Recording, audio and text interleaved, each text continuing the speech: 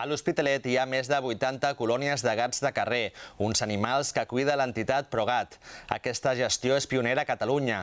Els gats de carrer s'esterilitzen, es vigilen i uns voluntaris els donen aliment, una manera d'afavorir la convivència entre ciutadania i els animals de companyia. En el marc del cicle L'Hospitalet Animal s'ha desenvolupat la conferència Gestió dels gats lliures de la ciutat, colònies i resolució de conflictes, a càrrec de ProGat Catalunya per conèixer la vigilància, el control i allò que es fa als gats de carrer per mitjà del mètode CER, és a dir, captura, esterilització i el retorn a la colònia. Els controlem a través dels punts d'alimentació, perquè són molt territorials i llavors s'estableixen en un espai i normalment ronden, però sempre tornen a menjar al mateix punt.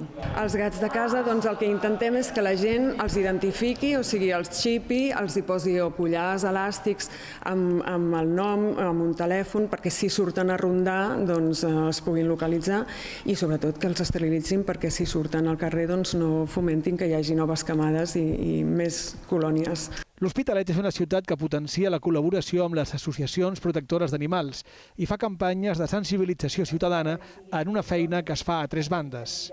Volem donar a conèixer la tasca de ProGat, dels veïns que col·laboren amb l'entitat i de la pròpia unitat de protecció i benestar animal, que des de fa ja 12 anys treballa amb un mètode d'esterilització, captura, esterilització i retorn del gat a la colònia, i això doncs facilita que aquestes colònies passin força discretes al ciutadà i no tinguem concebudes com a molèsties o siguem conscients de la quantitat de gats que hi ha a l'Hospitalet.